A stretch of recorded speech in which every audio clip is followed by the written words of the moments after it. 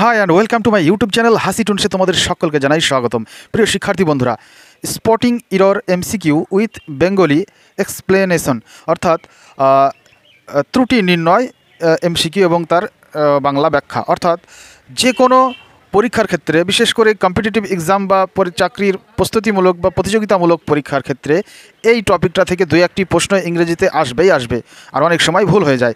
তো আজ খুবই সহজ ভাষায় এবং বাংলা ভাষায় সেটি এক্সপ্লেনেশন করে বুঝিয়ে দেওয়া হবে যে কোথায় কিভাবে ভুল হয়ে যায়।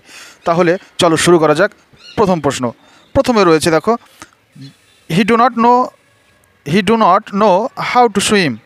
এক্ষেত্রে ভুল কোথায় রয়েছে? ভুল রয়েছে এই ক্ষেত্রে ডু নটে। কেন? তাহলে সঠিক উত্তর অবশ্যই বি হবে। কেন হবে সেটা এখন মূল বিষয়। কারণ হি এটি হচ্ছে থার্ড পারসন সিঙ্গুলার, আর থার্ড পারসন সিঙ্গুলার হলে কখনোই ডু নট হবে না, কখনো ডু নট হবে না। কি হবে? ডাজ নট হবে। সুতরাং এক্ষেত্রে ডু নট এটি ভুল ছিল। তাহলে এক্ষেত্রে সঠিক বাক্য কোনটি হবে? সঠিক বাক্য হয়ে যাবে he does not know how to swim. He does not know how to swim, সঠিক বাক্য এটাই হবে। আশা করি বোঝা গেছে। তাহলে চলো এবার দ্বিতীয় প্রশ্নে। দ্বিতীয় প্রশ্নটি রয়েছে she go to school everyday. She go to school everyday, এক্ষেত্রে ভুল কোথায়? এক্ষেত্রে ভুল রয়েছে আবারও এই গোয়ে। কারণ সি এটা তো থার্ড পারসন সিঙ্গুলার, তাহলে সাবজেক্ট যদি থার্ড পারসন সিঙ্গুলার হয় তবে তারপরে ভার্বের পরে একটা ও বা এস বা ইএস যুক্ত হবে। সুতরাং গোজ, তাহলে আছে এখানে কি? গো রয়েছে। তাহলে অপশান বি সঠিক উত্তর। গোটা এখানে ভুল ছিল। তাহলে সঠিক বাক্যটি কী হবে? সঠিক বাক্যটি হবে she goes to school everyday. She goes to school everyday. চলো তাহলে 3 নম্বর প্রশ্নে।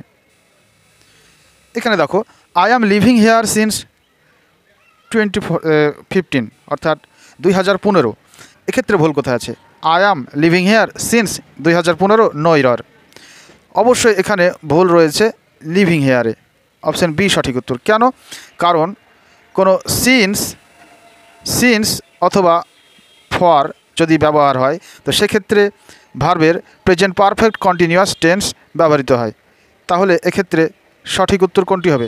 এক্ষেত্রে সঠিক উত্তর হবে I have been living here since 2015। এখানে অ্যাম হবে না, অর্থাৎ এখানে অ্যাম হবে না, এখানে হ্যাভ বিন হবে। চলো তাহলে পরের প্রশ্নে। He is taller than his brother. বাক্যটি ভালো করে লক্ষ্য করলে তুমি প্রথমেই ভুল পেয়ে যাবে। কারণ যখন এই টলার শব্দটা দিয়ে তুলনা বোঝায়, টলার শব্দটা দিয়ে কি বোঝায়? তুলনা বোঝায়, কম্পারেটিভ ডিগ্রি। তাহলে যখন কোনো তুলনা বোঝাবে তখন সেটা দেন দিয়ে হবে না। দেন মানে তো তখন, দেন মানে তখন, অবশ্যই হবে ওটা দেন। সুতরাং অপশান সি সঠিক উত্তর। তাহলে তুলনা বোঝাতে দেন ব্যবহার হয় না, হয় দেন। তাহলে সঠিক বাক্য কী হবে? হি is taller than his brother. He is taller than he is taller than his brother. চলো তাহলে 5 নম্বর প্রশ্নে। 5 নম্বর প্রশ্নটি ভালো করে লক্ষ্য করে। Everyone know the answer. Everyone know the answer, এক্ষেত্রে সঠিক উত্তর কোনটি হবে? এক্ষেত্রে সঠিক উত্তর হবে অপশান বি। এটাই ভুল আছে। এই যে এক্ষেত্রে নো, এটা হবে নোজ। কারণ এভরিওয়ান এটি একটি সিঙ্গুলার নাম্বার, আর সিঙ্গুলার নাম্বারের পরে আমরা জানি ভার্বের পরে এস বা ইএস যুক্ত হয়। সুতরাং সঠিক উত্তর হবে অপশান ডি। এবারের বাক্যটিতে রয়েছে she is good in English. She is good in English, এক্ষেত্রে কোনটি হবে? এক্ষেত্রে সঠিক উত্তর মানে ভুল রয়েছে অপশান সি এ। কেন? কারণ সি এখানে সাবজেক্ট, তো বাক্যের বা সেন্টেন্সের সাবজেক্টের কোনো দক্ষতা বোঝালে তবে সেক্ষেত্রে কোনো বিষয়ের আগে অ্যাট হয়, ইন হয় না। তাহলে এক্ষেত্রে অ্যাট ইংলিশ হতো, ইন নয়।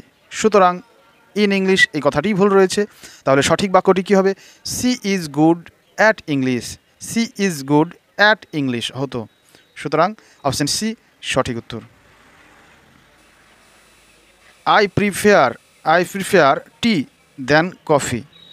যখন কোনো বাক্যে প্রিফেয়ার এই কথাটি থাকে, প্রিফেয়ার কথাটি থাকে, তখন তারপরে দেন হয় না, হয় টু। সুতরাং এক্ষেত্রে ভুল রয়েছে টি দেন। তাহলে কি হবে? এখানে টু হবে, অর্থাৎ I prefer tea to coffee. সঠিক বাক্য হবে I prefer tea to coffee. সঠিক উত্তর এটা হবে। 8 নম্বর প্রশ্ন, he did not new the answer. He did not new the answer. এক্ষেত্রে ভুল কোথায় রয়েছে? এক্ষেত্রে ভুল রয়েছে এই নিউয়ে। কেন?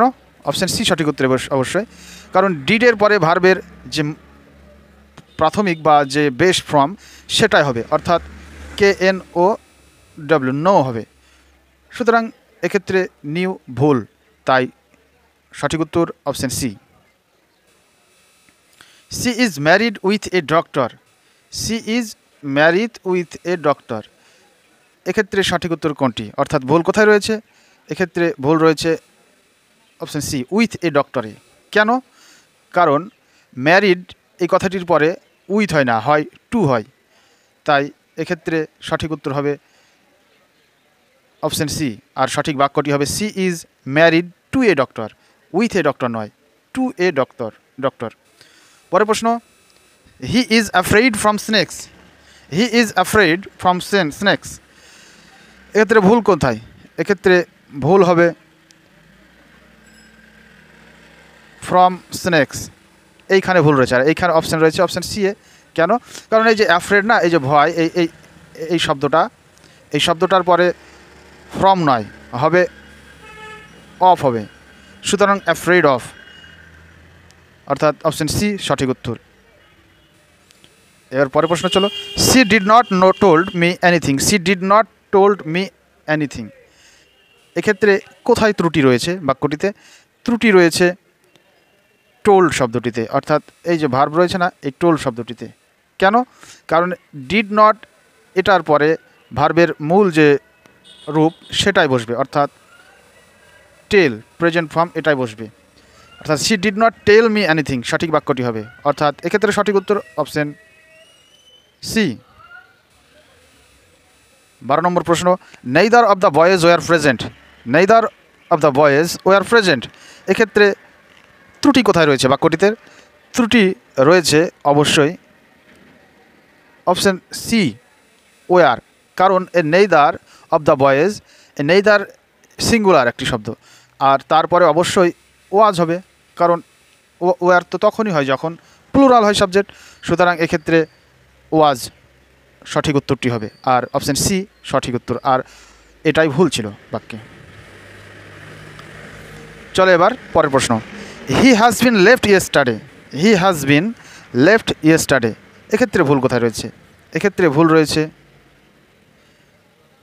হ্যাজ বিনে, বিন লেফটিক। কেন?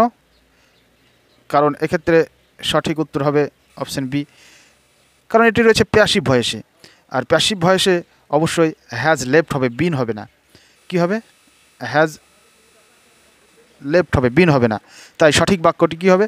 সঠিক বাক্যটি হবে he left yesterday. He left yesterday, অথবা হি হ্যাজ লেফট। চলো পরের প্রশ্নে, the teacher explained me the lesson. The teacher explained me the lesson. শিক্ষক মহাশয় আমাকে পাঠটি বা লেসনটি বর্ণনা করে বোঝালেন, ব্যাখ্যা করলেন। তাহলে এক্ষেত্রে ভুল কোথায়? যখন কোনো বাক্যে এক্সপ্লেইন এই কথাটা থাকবে, তখন তারপরে ইনডাইরেক্ট অবজেক্ট নেবে না, ইনডাইরেক্ট অবজেক্টকে নেবে না। তাহলে সঠিক বাক্যটি কী হবে? এক্ষেত্রে সঠিক বাক্য যেটি হবে সেটি হবে the teacher explained the lesson to me. The teacher explained the lesson to me. তাহলে এক্ষেত্রে সঠিক উত্তর হবে মিটা এখানে ভুল ছিল। চলো তাহলে পরের প্রশ্নে, he is one of the best player in the team. He is one of the best player in the team. এইখানে ভালো করে লক্ষ্য করো, হি এটা কি থার্ড পারসন সিঙ্গুলার নাম্বার, আর সে কি বলছে? সে টিমের অন্যান্য প্লেয়ারদের চাইতে সেরা। সে টিমের অন্যান্য প্লেয়ারদের চাইতে সেরা। তাহলে টিমে তো আর একজন প্লেয়ার থাকে না, টিমে তো অনেকজন প্লেয়ার থাকে। তাহলে এটা কি প্লুরাল ফর্ম অবশ্যই। তাহলে এই প্লুরাল যদি হয়ে থাকে তাহলে অবশ্যই কি সেটা প্লেয়ার আর থাকবে না, সেটা হয়ে যাবে প্লেয়ার্স। তাহলে he is one of the best players in the team, কারণ প্লেয়ার আবার টিম দুটি তো সাংঘর্ষিক হয়ে যাচ্ছে, সুতরাং এটাই ভুল। তাহলে এক্ষেত্রে সঠিক উত্তর হয়ে যাবে অপশান সি, মানে অপশান সিটা এখানে ত্রুটিযুক্ত। One of the best player, এটা ত্রুটি, এক্ষেত্রে কী হতো, প্লেয়ার্স হতো। তাহলে অপশান সি সঠিক উত্তর। আশা করি বোঝা গেছে। 16 নম্বর প্রশ্ন, I discussed about the problem. I discussed about the problem. যখন কোনো বিষয়ের উপর ডিসকাসড বা আলোচনা করা হয় তখন তারপরে আর প্রিপোজিশন বসে না, তখন সরাসরি বিষয়টি বসে যায়, সুতরাং এক্ষেত্রে অ্যাবাউট ভুল উত্তর। হি is superior than me. He is superior than me, এক্ষেত্রে বাক্যটিতে ভুল কোথায় রয়েছে? এক্ষেত্রে ভুল রয়েছে দ্যানে, অর্থাৎ সুপেরিয়র দ্যান এই কথাটিতে। অপশান সি সঠিক উত্তর অবশ্য। কেন? কারণ সুপেরিয়রের পরে অবশ্যই টু হয়, সুপেরিয়রের পরে টু হয়, দ্যান হয় না। তাহলে এক্ষেত্রে সঠিক উত্তর অপশান সি। আর বাক্যটি সঠিক হলে কি হতো? He is superior to me. চলো পরের প্রশ্নে, he is suffering with fever. He is suffering with fever, সে জ্বরে ভুগছে। তাহলে এক্ষেত্রে ত্রুটি কোথায় রয়েছে? ত্রুটি তো অবশ্যই রয়েছে, ত্রুটি রয়েছে উইথ ফেভার, অর্থাৎ অপশান সি সঠিক উত্তর। কেন? কারণ সাফার উইথ হয় না, কি হয়? সাফার ফ্রম হবে। তাহলে সাফারের পরে এই যে উইথ কথাটি আছে না, এই উইথ কথাটি হবে না, হবে কি? এখানে ফ্রম হতো। তাহলে যে উইথ আর ফেভার যুক্ত এই শব্দটি এক্ষেত্রে ভুল রয়েছে, অর্থাৎ অপশান সি সঠিক উত্তর। সঠিক বাক্যটি কী হতো? He is suffering from fever. চলো পরের প্রশ্নে, I look forward to see you soon. ত্রুটি কোনটি রয়েছে? ইরর কোথায় রয়েছে? I look forward to see, no error. এক্ষেত্রে সঠিক উত্তর হয়ে যাবে টু সি, এটাই ইরর, অর্থাৎ ত্রুটিযুক্ত। কেন? কারণ লুক ফরওয়ার্ড টু এর পরে ভার্বের সাথে আইএনজি যোগ হবে। লুক ফরওয়ার্ড টু এর সাথে ভার্বের আইএনজি, এই লুক ফরওয়ার্ড টু এই বাক্য থাকলে তারপরে যে ভার্ব থাকবে তারপরে অবশ্যই আইএনজি যোগ হবে। তাহলে যেহেতু সি ভার্ব রয়েছে তার সঙ্গে আইএনজি যোগ করলে হবে সিইং, তাহলে টু সি এটাই তো ভুল উত্তর, বা এটাই ইরর। চলো পরের প্রশ্নে, অর্থাৎ আজকের শেষ প্রশ্ন, he is the best of all the two. এক্ষেত্রে কোথায় ভুল রয়েছে? এক্ষেত্রে ভুল কোথায় রয়েছে? He is the best of all the two, no error. তাহলে এক্ষেত্রে সঠিক উত্তর হয়ে যাবে অফ অল টু। কেন? কারণ যখন দুজন থাকবে, অর্থাৎ দুটি থাকবে, তখন সেটা অবশ্যই বেস্ট দিয়ে প্রকাশ করা যাবে না, কারণ দুজনের সঙ্গে তুলনা হয়, আর বেস্ট অনেকজনের সঙ্গে শ্রেষ্ঠ বোঝানো হয়। সুতরাং এখানে যেহেতু টু আছে, সুতরাং এক্ষেত্রে অবশ্যই বেটার ব্যবহার করতে হতো। তাহলে he is the better of the two বা অফ দ্য বোথ। সুতরাং এক্ষেত্রে অপশান সি সঠিক উত্তর, এটাই ত্রুটিযুক্ত, অফ অল দ্য টু। এই ছিল আজকের ভিডিও। তো ভিডিওটি কেমন লাগলো অবশ্যই কমেন্টে জানাবে, আর চ্যানেলটি সাবস্ক্রাইব করবে। Thank you.